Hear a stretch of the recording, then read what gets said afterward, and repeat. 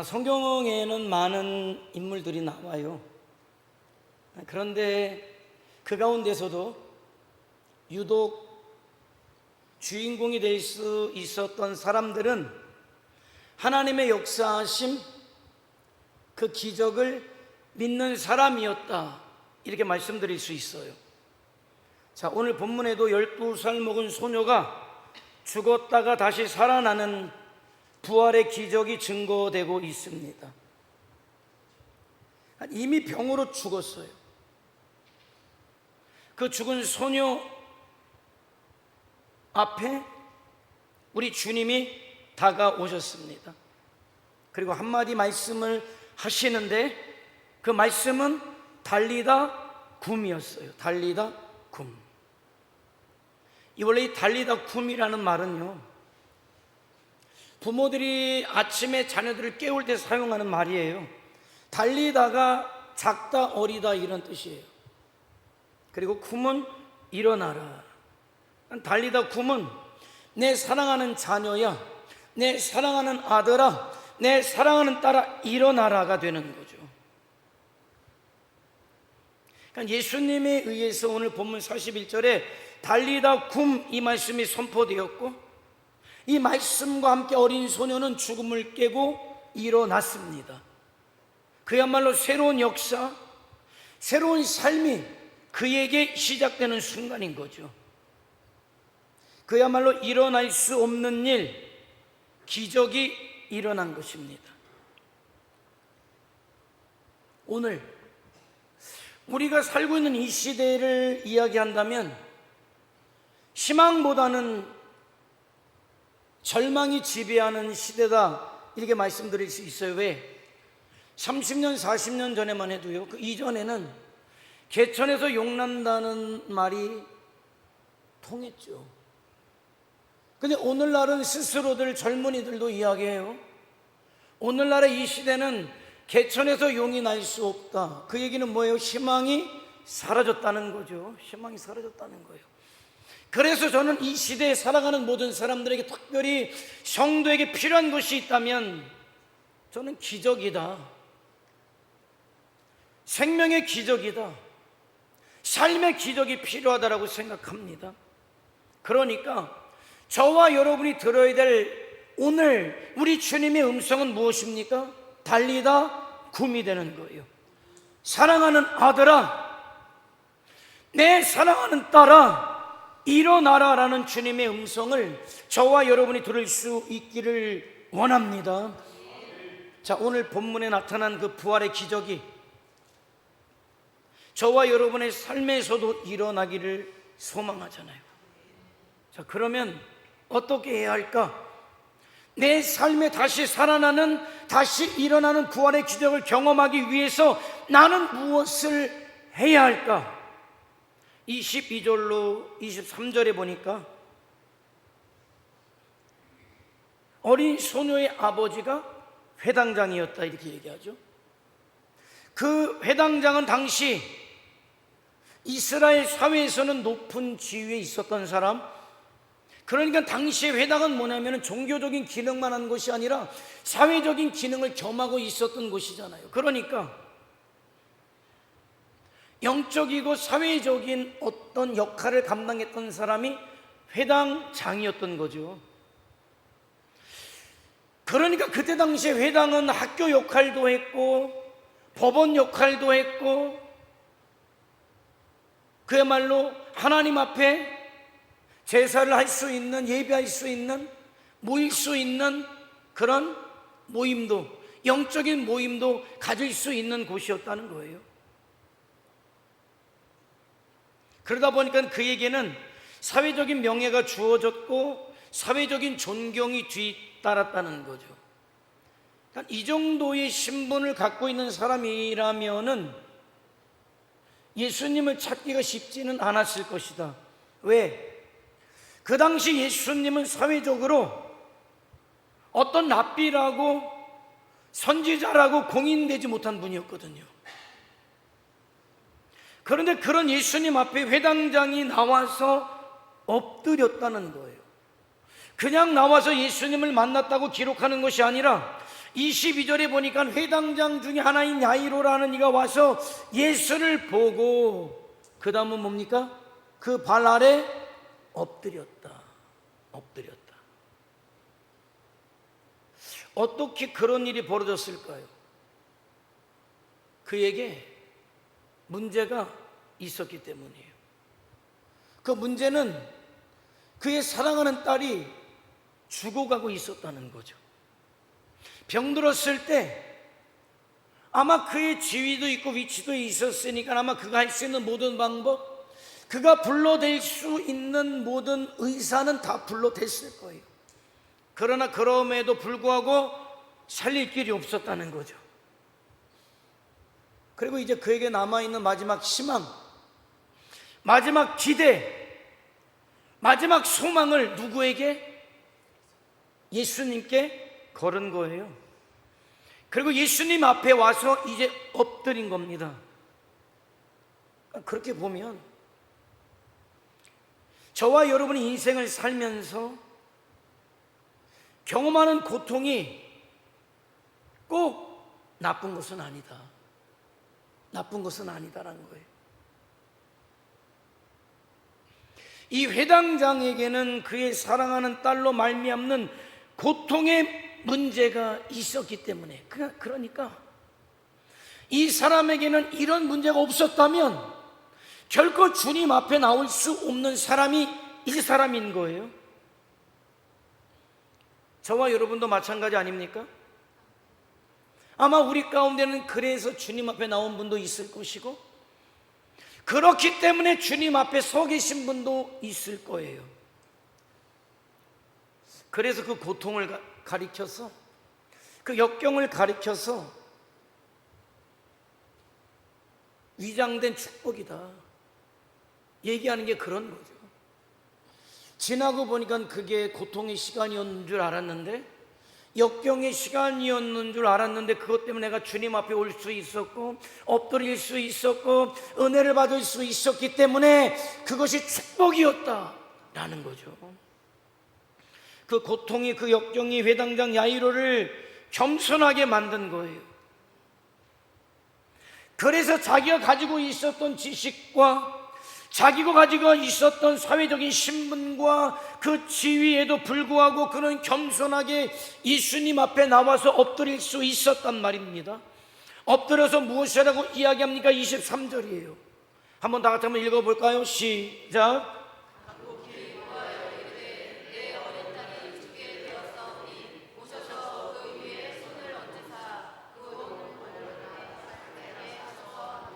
간곡히 구하여 이르되, 이거는 주님 앞에 와서 거만을 떨었다는 게 아니에요. 시건방을 떨었다는 게 아니에요.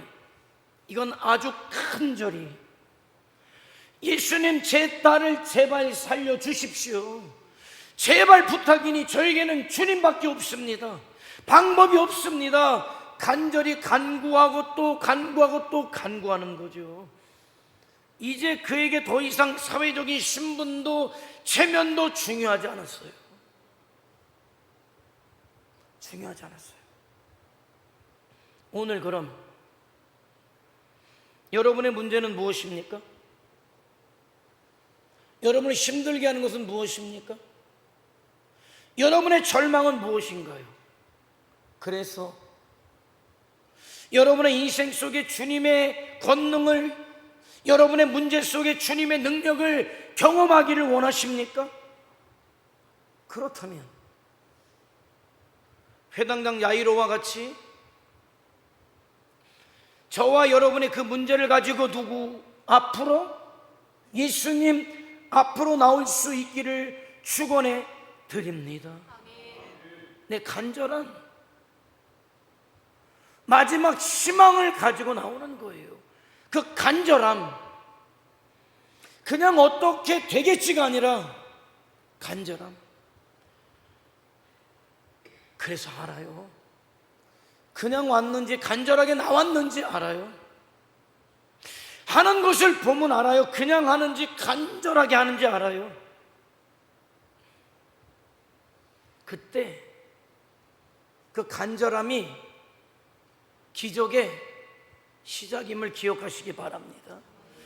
그 간절함이 기적의 끝이 아니라 우리가 알아야 될 것, 그 간절함은 기적의 시작일 뿐이다 라는 거예요.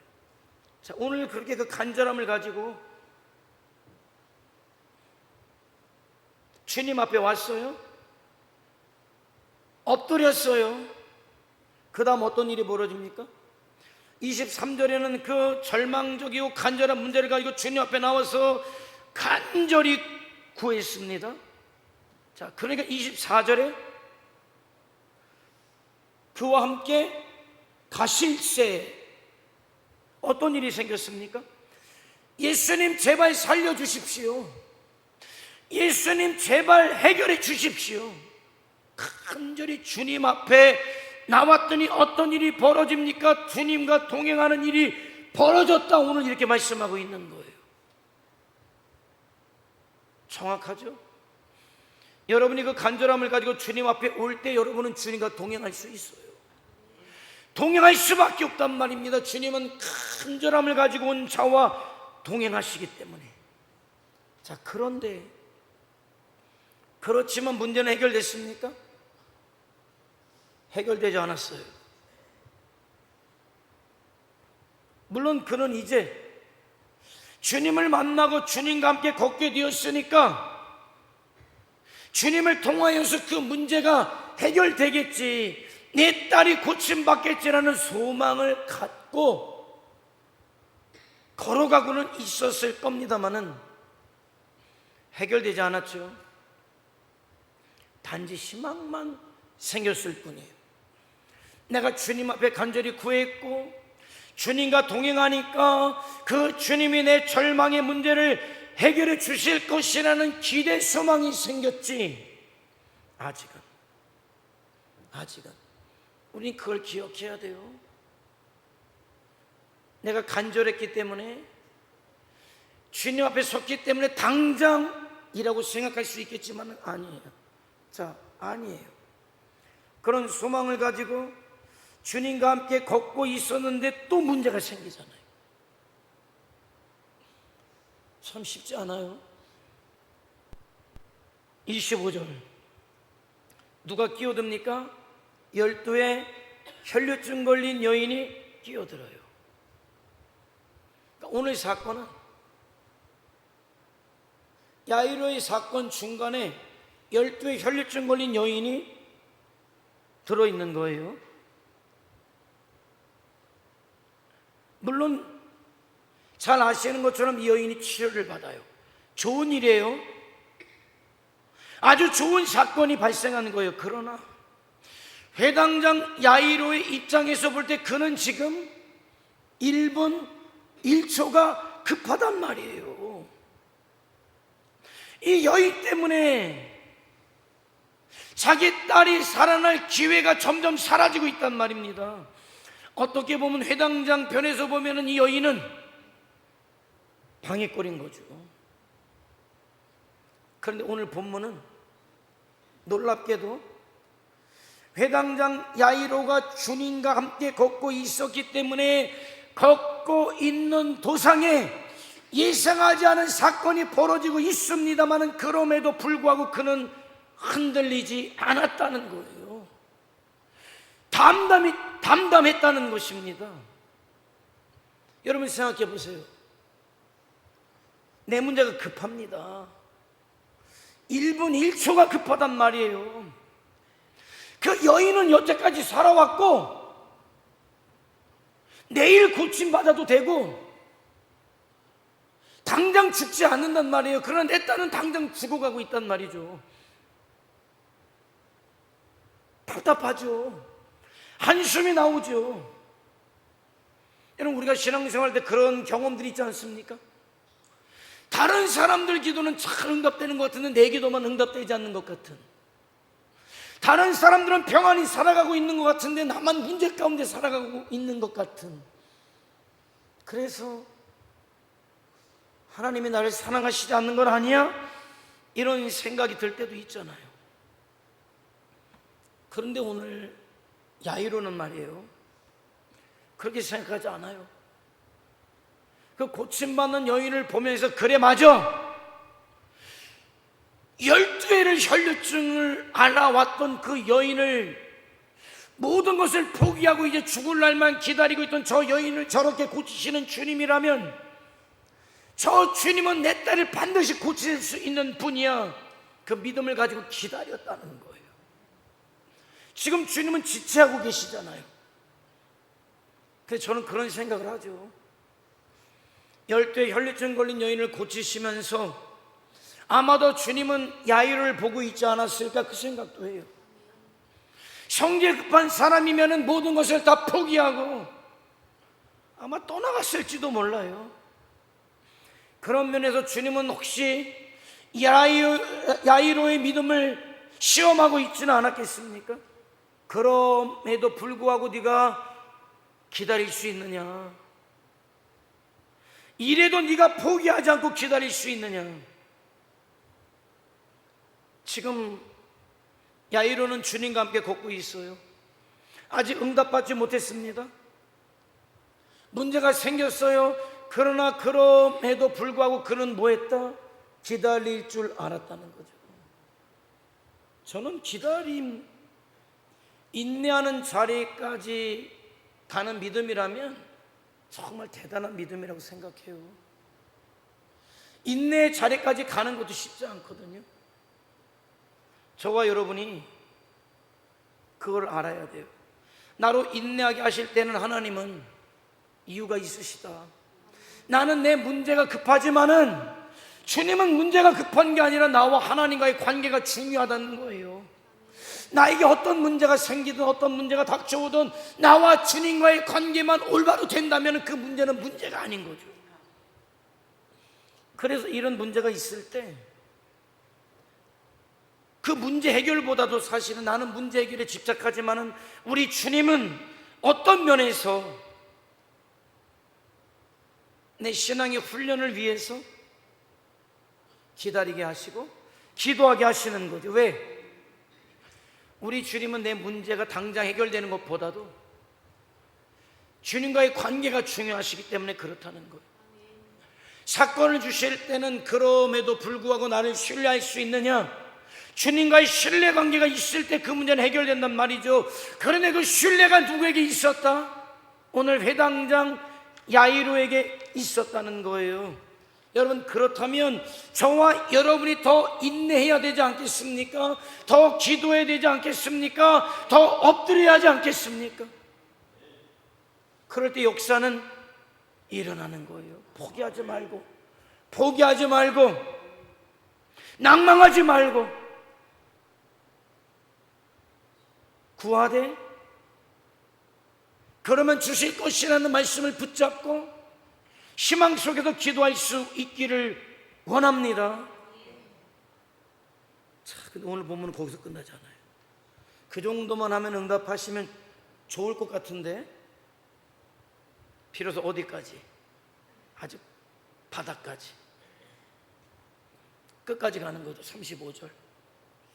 그야말로 청천벽력 같은 소식이 들려오는데 무엇입니까? 당신의 딸은 죽었습니다. 상황 종료. 모든 희망이 사라졌습니다.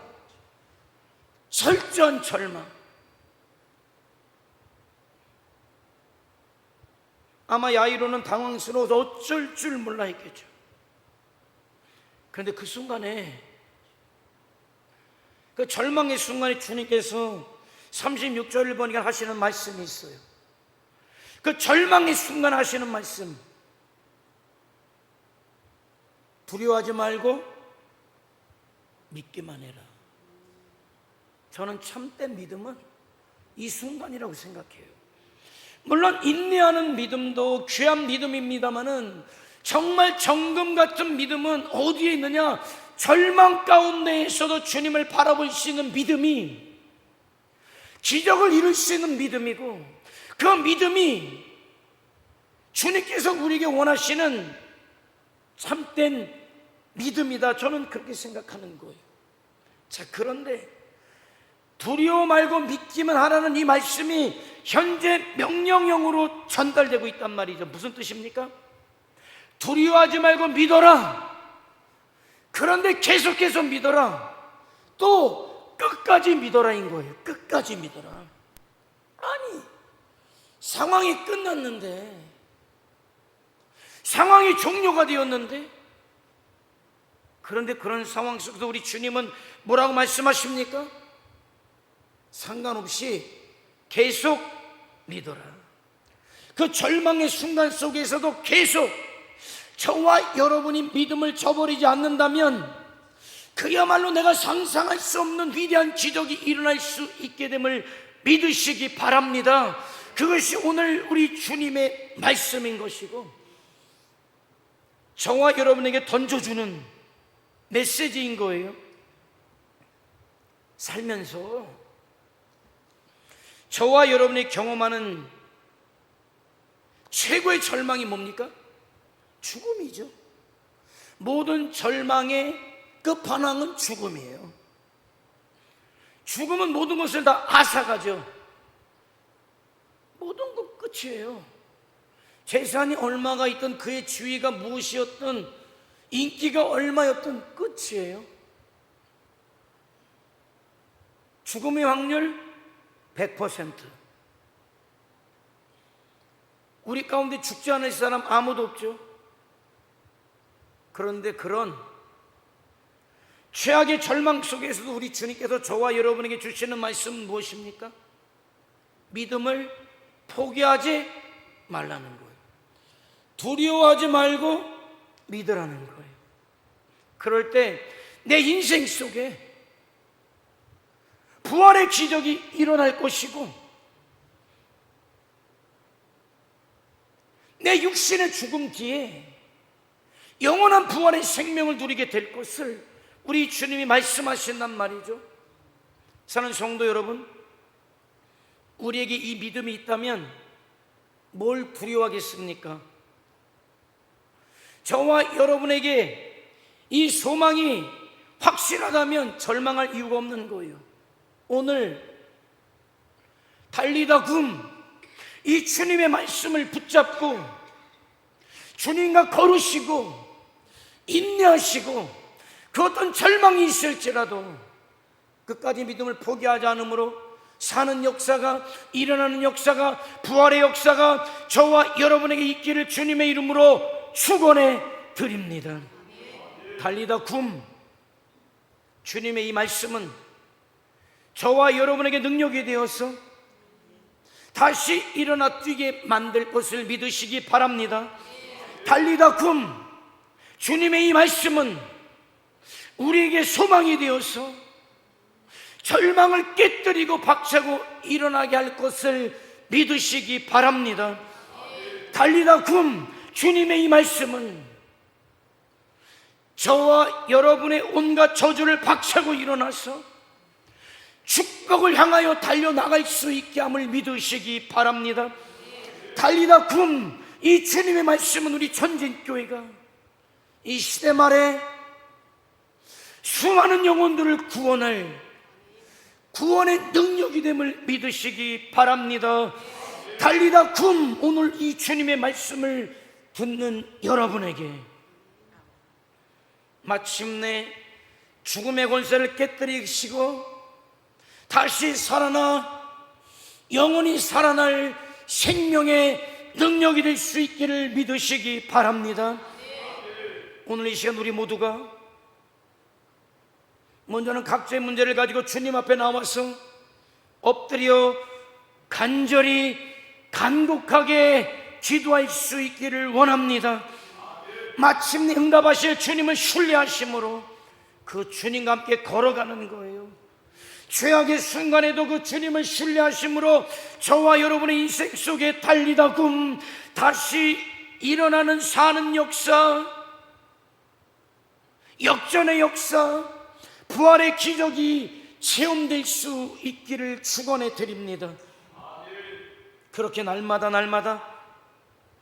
하나님의 위대한 능력을 경험하시고 그래서 승리하시고 마침내 저 천국에서도 하늘의 영광을 누리는 저와 여러분이 되시기를 주님의 이름으로 축원해 드립니다. 기도하시겠습니다. 저는 오늘 여러분들이 어떤 문제를 가지고 있는지 속속들이 알 수는 없어요. 그러나 여러분 각자 해결받아야 될 문제도 있고 심겨움에 시달리고 있고 어쩌면 절망의 순간에 와 있을 수도 있을 거예요.